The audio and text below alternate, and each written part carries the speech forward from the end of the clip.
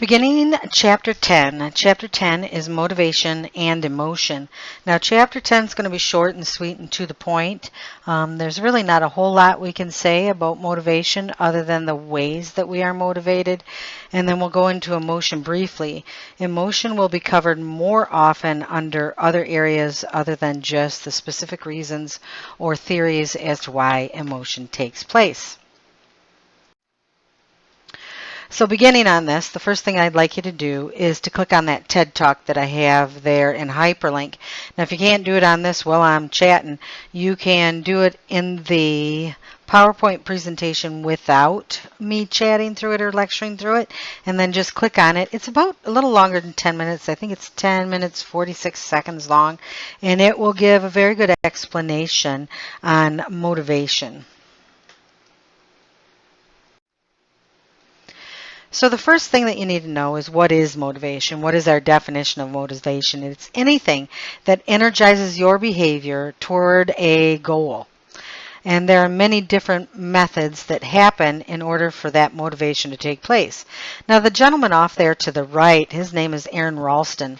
Now, Aron Ralston there was a movie made about him, and for the life of me, I can't remember the name of it.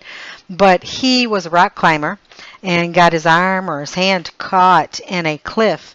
No one knew where he was. No one was with him. He was all by himself. He tried desperately to get out and was unable to. So what was it that motivated him to actually cut off his hand and wrist in order to get off of that cliff and survive? And there's the answer. His motivation was survival, and of course survival is one of our biggest motivators out there. When we look at the perspectives, there are four main perspectives that we're going to go into for motivation.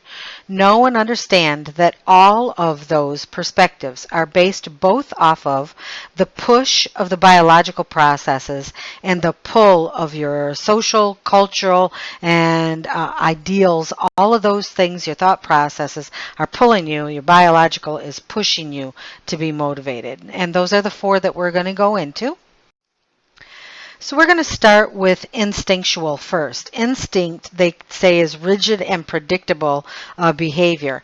It's not acquired by learning. It's instinctual. So that means that we know that it's either rooted in the genes, the body, somewhere. Evolutionary aspects discuss this extensively. So an example of instinctual would be nesting behavior. So when a woman gets pregnant, a lot of times her OBGYN will ask her if she's begun nesting. Now, nesting tends to happen towards the end, and it's not just getting the baby's room ready and making sure everything is ready. It is done with aggression. It is done with a need. It is this realization all of a sudden that it needs to be done yesterday. And so that nesting behavior is, I need it now, something's happening soon. It's the same nesting behavior that happens in the animal world and is most well known with birds. Then we have drive reduction theory. So a drive is any intense need that you need. The main two are hunger and thirst, and we also know that sex is a part of that as well. But when we go into Maslow's hierarchy, he doesn't necessarily put sex in there, so they just describe it as hunger and thirst. But know that right at the very bottom, that hunger and thirst, sex is just as physiologically needed as hunger and thirst are. So, back to the point. Drive reduction theory. The drive reduction theory says that there's a physical aspect like thirst or hunger that says, all right, I need this so much right now, I'm out of sorts. And so your body produces this drive to get water or to get food to reduce that need and that thought process of your body saying, I'm out of whack. That out of whack is called homeostasis. Your body needs, your body and mind, to be in a state of homeostasis, otherwise known as equilibrium. The third thing that we have is optimal arousal. Just like many animal species, we have this curiosity need that needs to be satisfied. That's how come you'll delve into things just for the sake of delving into them, just because you want to know more. Of course, after that motivation of externalization that we talked about last chapter, then we can have this drive or curiosity. Know that it is also physiological, that whole optimum arousal. People will either try to decrease too much arousal or increase not enough arousal. Now, when we look at arousal levels, many people have done studies on them, and one of the first ones was Yerkes Dodson. Now, what they said is that when arousal levels are too high, it actually can interfere with our performance. Now, if you're a procrastinator actually loves their arousal level to be peaked or higher, and they feel that they can perform better when their arousal level is high.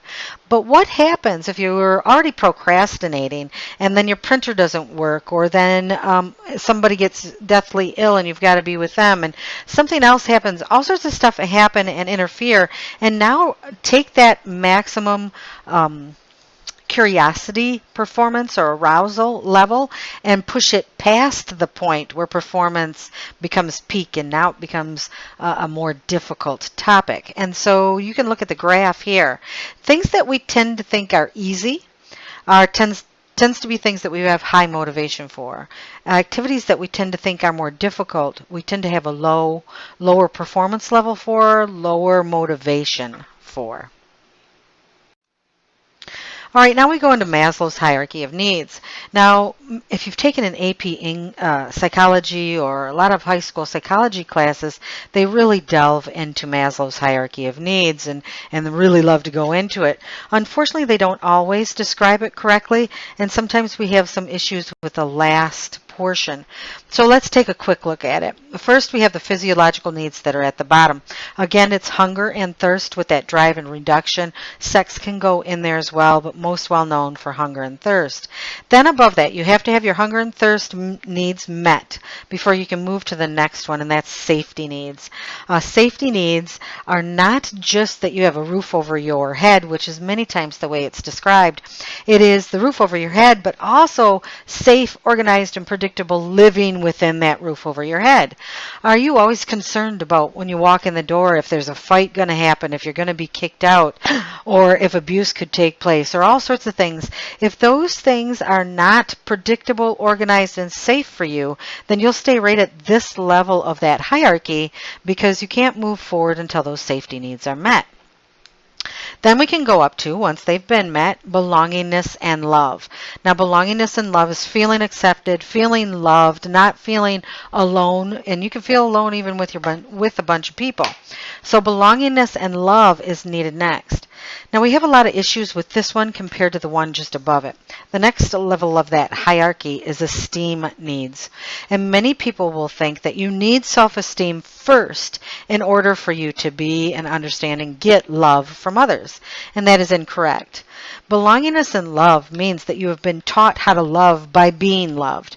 So as long as your parents loved you, caregivers loved you, somebody loved you and showed you how to be accepted and loved, then you will build self-esteem from that. You can't build self-esteem from not being nurtured and loved, from feeling lonely even when you're with people, to not being accepted from others. All of those things cause people not to have self-esteem.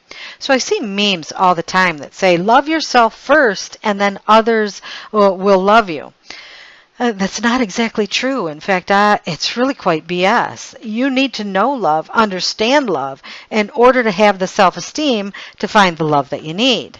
So it's unfortunate that some people never actually obtain love because they've never gotten it, don't know how to get it, don't have the self-esteem to get it, so they're always sort of stuck in this level or this stage of hierarchy.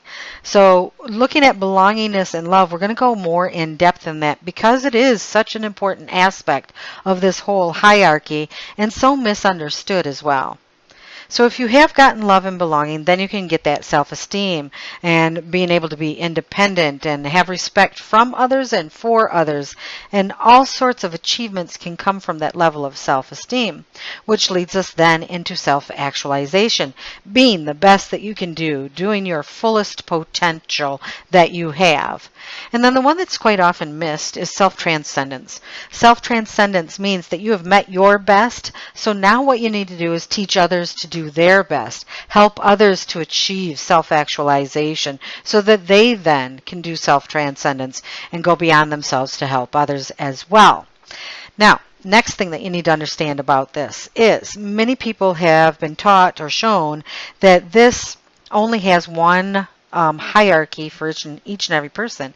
And again, that's untrue. You can have an overall hierarchy, but you have individual hierarchies in all sorts of areas. So, for example, you have a hierarchy for your school life. You have a hierarchy for your relationship life. You have a hierarchy for your work life, etc. So let's say school's going good for you, relationship is going good for you, but at work you're never sure of whether you're going to be able to keep that job. Each day is a concern as to whether that job will end. You'll be fired, you'll be laid off. The business itself could be going out of business. Excuse me, all of those things. So now we're at safety needs. So you could be at the top in self-transcendence in the other areas, but be all the way down at the bottom for safety needs for work. That can also happen. Maybe work life is fantastic, doing great there. School life's doing great, but we got safety needs or even belongingness and love needs in our relationships. So that'll keep us at those stages of the hierarchy instead of being able to go on. So we can alter these. We can also bounce around in them as well. But these levels, once you tend to get self-transcendence, you tend to not bounce back in that area. So when we talked about that need to belong, so many theorists and people out there just try to do lots of studies on it to try and figure this out. It was so abnormal to them, so lack of understanding, so psychology based in that need to belong.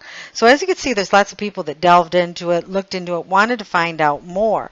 You need to understand that belonging is that connectedness that you have with others, that bond that you have with others, whether it be family, community, or any other bonds that you have. Now, they can work to your advantage, but if you don't have them, then they can work to your disadvantage. So when we're looking at where these bonds have come from in the past, we're going to look at the evolutionary psychology aspect of it. And the evolutionary psychology aspect says that long, long ago, we needed to keep children close to their caregivers so that the children could be cared for and protected. That there was also mutual protection in those groups. That there was cooperation about who did the hunting, who did the gathering, and how did they share that food. There was also a division of labor and who did what, who collected the sticks, who made the fire. All of that labor division was also made, as well as emotional support through crises. Now, those are back when we're even back to the caveman days. Now we can look at them as well currently. We still know that children that are cared for by caregivers and truly cared for by caregivers do much better in self-esteem later on with being able to work with others and that feeling to belong to others, to establish self-esteem in the first place. We still have mutual protection in groups. We have those cliques just in high school where they protect each other, but we also have that outside of that. So just think of your family. If you have a sibling, you can beat the crap out of your brother or sister, and that's perfectly fine. But what if somebody else tries to do it? Then it's not okay. That's mutual protection within your group. Cooperation, we still have that. So look inside your home. Who does the dishes? Who does the cooking? Who does the work? Or do they both work, but then who does the things at home? What is the cooperation with the food, the bringing in of that food, the eating of that food, the cleaning up of that food, all of that, which also leads to the division of labor that's associated typically with that. So who does the work? Who does the cleaning? Who does the... Not saying that cleaning's not work. Trust me, it is. But here's an example of that. So even though I may be considered a pretty good feminist out there, in my home, I am of an age where it is still, even though I work full time and even more than full time, I'm the one who cooks. Not very well, but I still do it. I'm the one who cleans up after that cooking. I'm the one who, our division of labor, I cook, I clean, I do the laundry, I do everything around the house. My significant other cuts the grass, takes the garbage out. Does that sound men, women specific? Absolutely, and against everything I stand for. But that's what works for our home. In your home, what is the division of labor that takes place? What is it that works for you? You establish what works for you. Next one we have is emotional support in a crisis. Now, imagine you can hate your brothers and sisters, parents, you can get into fights and have tiffs, but then a family member dies and watch that family come right back together and support each other when needed. That is evolutionary, remained the same. Now, when we look at that need to belong again, there's, of course, loyalty among family, friends, that kind of thing, but there's negatives that go along with it. So our need to belong will actually change the way we look to be accepted. We'll start to dress a certain way. We need to spend a certain amount on shoes, pants, whatever, to make people accept us. We'll dress a certain way just so that in our job atmosphere we look like the rest of them, or we stand out to get more of that need to belong. There's all sorts of atmospheres and what they produce. Abusive relationships. Why do people, we always get asked, why do people stay in an abusive relationship? It is that need to belong. They did not get that need to belong when they were younger. Even if you think that family was perfect, they didn't get what they needed to understand themselves and how to get love, so it didn't produce the self-esteem to get the appropriate love later on. So that need to belong in an abusive relationship is so intense that they will go back to their abuser over and over and over again because they're terrified of being alone. Then we, of course, have joining gangs, nationalist groups, and violent organizations. Another question I get asked quite often is, how can people join ISIS? And how can people join the KKK? And how can they join these awful entities? Well, it's real simple. Really, these are the people that did not get that need to belong. They did not feel loved by others. Many times when people look back and they say, well, I don't even remember that kid being in my class after they found out that they were. That's why. You don't even remember them existing.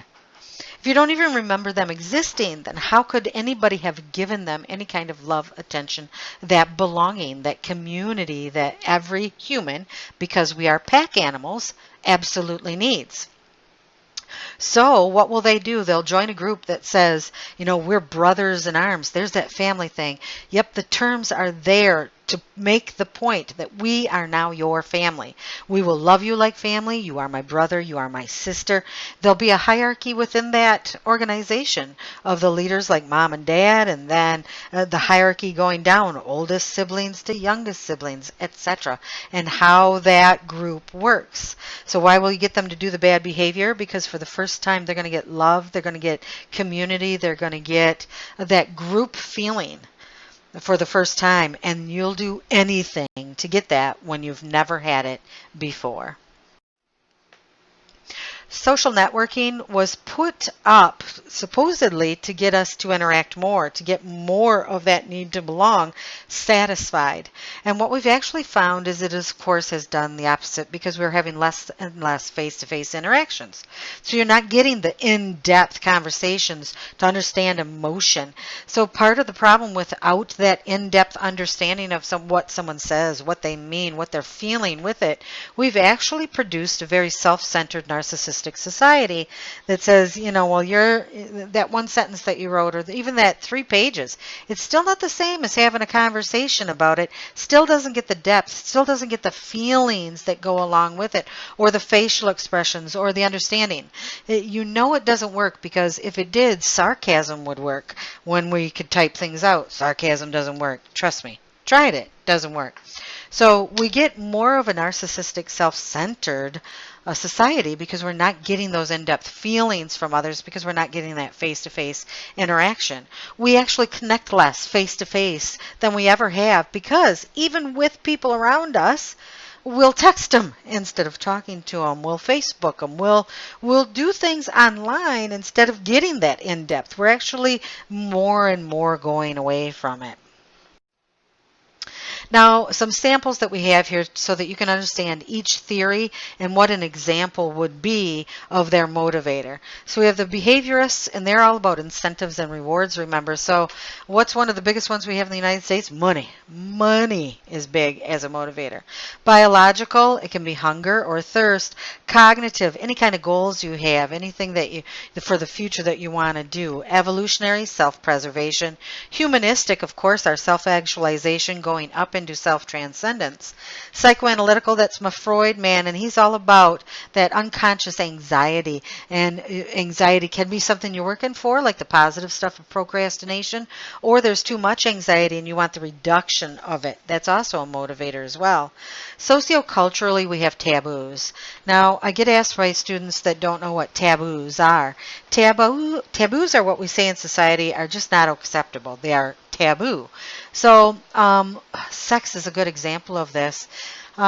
Many people, sex is considered a taboo, so you don't really discuss it with mom and dad and tell what a great time you had and what new activities or new things that you did during the sexual act in the bedroom. You also don't tend to do it with a lot of other people. The other part of it that can be with sex as well is we actually see the most taboo behavior sexually than we do what we deem as normal behavior. So let me just tell you, in an elevator, don't have sex. There's cameras there, whether you can see them or not. But yeah, we have tons of people having sex in an elevator. That taboo of getting caught, the taboo that it's not supposed to be done there, so let's do it there. So, for example, I have a friend of mine who owned a bar, restaurant / bar. At first, when it opened, it was more of a bar. And we actually loved just sitting there drinking and watching the videotapes from the night before's activities. You'd be surprised how many people were trying to have sex or do sexual acts in the bar itself, thinking and looking around like nobody can see me. Can they see me? Am I getting caught? That taboo of being seen or getting caught actually entices more behavior like that.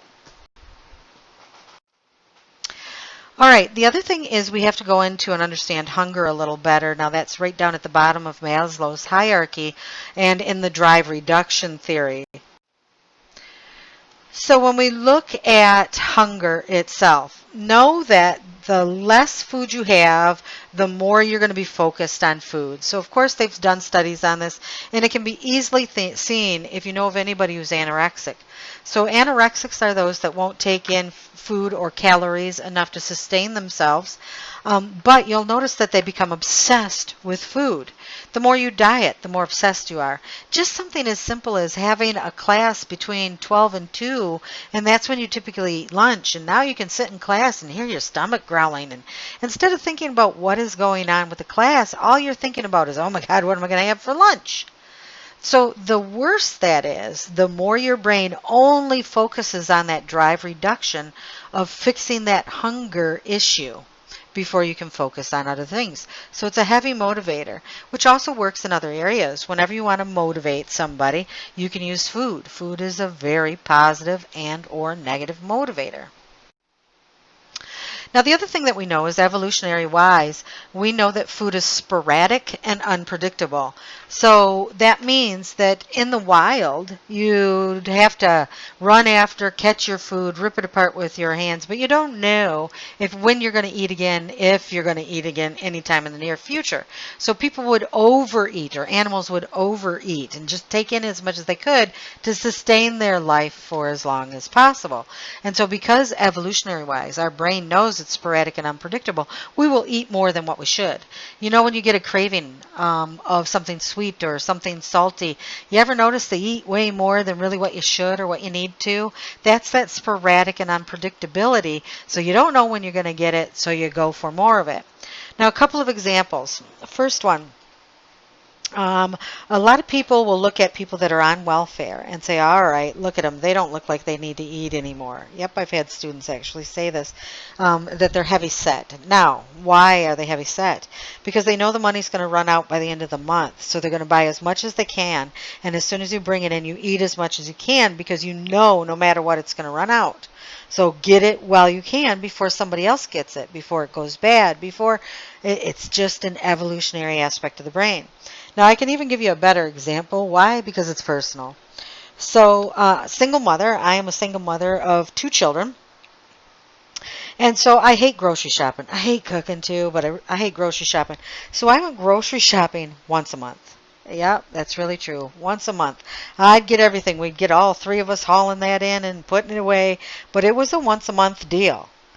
So when it ran out, do you think I went back and shopped for some more? No, absolutely not. Once it's gone, it's gone. I'll get to it next month. I have work to do, so I don't have time for grocery shopping. So what I ended up doing with my children is pushing them into the evolutionary aspect to an extreme. So they'd come in the house after I went grocery shopping, and all of a sudden, even though I bought cookies, the cookies were gone. I couldn't find them anywhere. They were hidden in somebody's room because they knew that if they didn't eat them, somebody else would and they wouldn't get any. Theirs are sporadic and unpredictable. So they'd take all their favorite foods and hide them from the other child and myself, to try and make sure that they knew eventually we're going to run out of food, so I'm keeping this for myself. And of course, they both blamed each other for actually stealing it, and they both actually stole some and hid it. We also have to look at the reward centers for our brain. Now, when we did addictions, we did not bring in food as an addiction. Food is addictive, absolutely. But we can't treat it like a normal addiction because you can't just stop eating. It just doesn't work that way. So because we can't work at it the same way we can work on and do other addictions, we have a hard time slotting it into that addictive title. But our brain works with that food just the way it does with any addiction that we have. So let's take a look at the obese brain, someone who's extremely overweight, and normal brain. So the normal brain takes in, let's say a Hershey bar or something, whatever you like, and they take one little square of it and put it in their mouth, and this is the way their brain reacts. This is fantastic. Okay? Now we look at the obese person, they take that one little tab, and this is all their brain lights up as. They need more to get the same reaction, just like an addiction to meth, cocaine, caffeine, or anything else. You need more to get the same amount of joy. But the problem is, just like addictions, your brain will never light up again like that normal one because you've gone past that and it's no longer capable. It is an actual brain change that takes place. You can get more in you to try to light that up more and to increase it more, but it'll never get to the point of normal. So that's why there's some people that can eat a half a Hershey bar, put the rest away and save it for later. And I know myself included, I look at you and go, I don't understand you people. How can you do that? I need the whole candy bar, and then I'm still looking around like, got any other chocolate in the house? So my brain obviously is not lighting up the way it should be. The other thing that you need to understand about hunger and your metabolism is that there are gender and age differences in metabolism. Now, this chart is the one that they use in your book, but it's actually wrong. So males are always better, yes, at their metabolism than women. If men want to lose weight, women want to lose weight, they're doing the same thing. Men will always lose weight easier, faster, shorter amount of time, less difficulties with it, the whole kit and caboodle. Men lose weight easier no matter what age span it is compared to women. Okay? But for both of them, we have age things. You are at your absolute peak physiologically up to the age of about 25. And there's where my chart goes wrong, because it's saying that you're physiologically at your best up to the age of 20, but it goes actually up to 25 to 28 years old. So that's when your body is working at its utmost capacity, doing its best, burning those calories the way it should, and even going above and beyond sometimes on burning those calories. But after that age, you automatically start to decline. So 10 years later, you're going to find that not only do you have to more than double the exercise you were doing in your 20s, but then in addition to that, you have to eat less, significantly. So that decline that we have that it looks like up to 20 actually is the decline that happens after you're 25 to 28 years old. It really starts to go down. 30s, you're not going to see it as much, but by golly, in those 40s, 50s, you're going to feel it and see it. Can you be the best physical aspect of who you are ever in your 40s, 50s, and 60s? Absolutely. But you're going to work at it harder than you ever had to do before. And you're going to eat less than you ever ate before. You're going to bring in less calories. You're going to have to really increase significantly what you're doing. So I hear people, and I was one of them myself in my 20s, going, I'm never going to be overweight. That's never going to happen to me. I just won't allow it. And I exercised the same amount, and I took in the same amount of food, and I gained weight. Even when I exercised more, took in less, you're going to find that the bounce back happens way more in 40s, 50s, and 60s than ever prior to that. So you lose the weight, and then you bounce back and gain 5 to 10 more, and that'll happen regularly. That's perfectly normal. So you're at your peak in your 20s. You have to work harder at it than you ever have before. Anything past that, and the older you get, the more that work is going to be. All right, theories on emotion. So there's 3 aspects of emotion.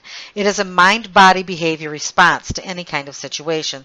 That's the first thing you need to know. And then I have explanations there. We have behavior, we have the body arousal, and we have the conscious experience, and examples of each one of them. So then we can go into the main 3 theories. There's tons of theories out there on emotion, but we tend to have James Lange, Cannon-Bard, and the 2-factor. So James Lange said that you first physically feel that pounding heart that tells your brain you should be fearful, so then you get fear. They're not at the same time. They're 2 separate things. First, you have that sympathetic nervous system kicking into gear, which kicks off that fear. Okay? Cannon-Bard says, no, they're not 2 separate things. It's not one and then the other. They both happen at the exact same time. Sympathetic nervous system kicking into gear at the same exact time. You know that you're in fear. They happen in unity. Then we have the 2-factor theory, and they brought in another aspect. So first you have that sympathetic nervous system kicking into gear, and then you say to yourself, now this is low conscious on that second track. You don't have to literally say to yourself, but somehow your body, your mind says, I'm afraid. So then the fear reaction actually occurs. Okay. Now, which one's right, which one's wrong? It depends on which area of psychology you actually go into. So when I go into social psychology, they go along with one of these aspects more than others. When you go into developmental psychology, they go into a different one more than others. So in other words, what we find is that all 3 of them are right.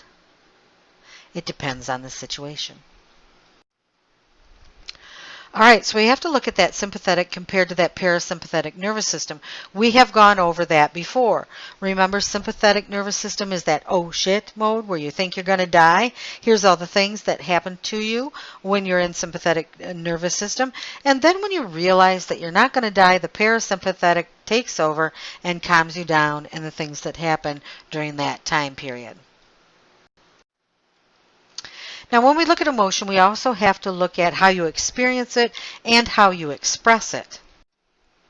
So here's universally expressed emotions. So we have 7 of them here, and all 7 of them, it doesn't matter if you can hear, if you can see, if you speak a different language, if you're from a different country, if you're from past times or now. All of them, all of these 7 are universally expressed. They can be seen in every corner of the world, in every aspect of humans.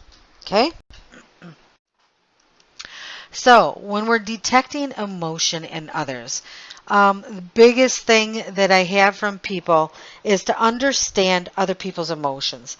Those that are on the spectrum of autism, typically this is one of the areas that they have the most difficulty with, is reading the emotional content from other individuals. Okay, so some people do it easily, and they can actually read the emotional content of somebody through their eyes. We do know a couple of things. Introverts tend to be better at detecting other people's emotions than extroverts are, but again, not always. So sometimes we have extroverts that are good at detecting other people's emotions because of the situations in their life that they have gone through, and they're only extroverts in certain situations. We have introverts that don't want to know anything about any other human to the point that they can't detect emotions because they make sure that they're never around them. But overall, as a society, we tend to see that introverts understand and detect emotions better than extroverts. Now, we as a human race go negative first, always go negative first. So we tend to be able to detect and believe that there are negative emotions, even when there are no negative emotions there as of yet. So we think things are negative when they're not. We also can understand the negative quicker, understand it more on a personal level, and we can detect negative easier than most other emotions that are out there. Okay. Then what we're going to do now is you're going to watch. There's going to be a slide that'll come across here with one guy, and he's slightly different facial expressions all the way through. He is going to morph, as they say, or change from a fearful expression to an anger expression. Now, as that slide goes across, know that those who have been abused are very understanding of angry faces. So they'll even see fear that is registering on someone's face as anger on their face. So what we say is that they're biased toward anger because they see that and can understand it and register it faster.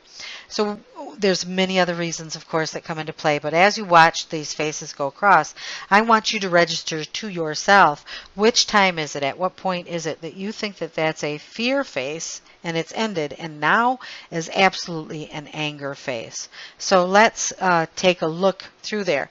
You can count through how many boxes it is as it's going.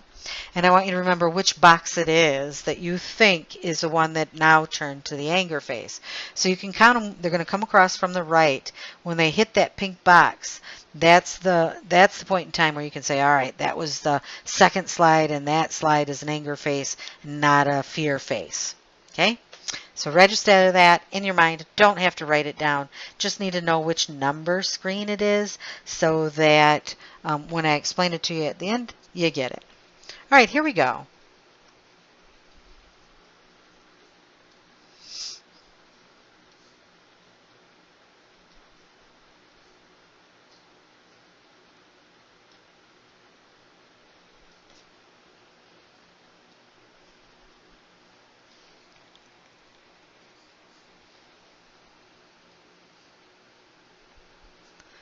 All right, so at what point in time did you see the angry face? The angry face was the fourth one from the end out of the total. So typically anyone who saw an angry face prior to slide 5 or 6 has that bias of fear being anger. 5 and 6 we can go with in between, and then 7 and above, 6, 7 and above tend to be an angry face. I always get asked about detecting lies. When you can see people, can you detect lies? Well, there's this long-standing thought process that if they look up and to the left, then they must be lying. Okay? So that's because they're creating it in the right side of the brain, the right hemisphere. They're creating that lie to tell you. But see, that doesn't work anymore because people practice their lies. I mean, think about it. When you were late for curfew, did you practice your lie before you got there and said it? Because you even said it to yourself once. Now you're going to look to the right because now you're going to the memory aspect of when you rehearsed it or when you stated it to yourself. So only if somebody is creating that lie at that time will they look to the left because they're creating it out of the right side of the mind. More what you need to know is micro changes in their faces and in their muscles. Now, this one's more than a micro change, but let's take a look at the picture down at the bottom. The dude's name is Paul. So we have, he was a theorist too, by the way. So we have on the right-hand side, there's Paul. And then on the left-hand side, there's Paul too. But which one of those is a fake smile, a lie about smiling? We're going to say the picture on the left is picture A, and the picture on the right is picture B. So is picture A a lie or is picture B a lie? Go ahead and make that choice.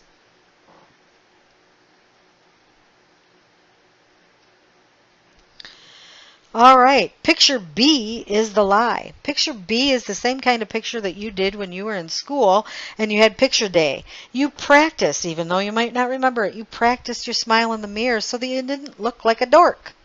Because when we actually generally smile, we hate it because we do tend to look like a dork. Our eyes squint up like his do in picture A.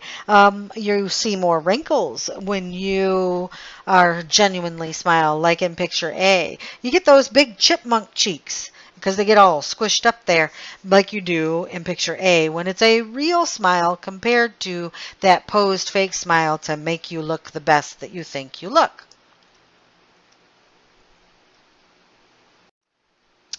Then we also have emotion and context clues. Now this gentleman's picture here has the same facial expression on both pictures. They're exactly the same.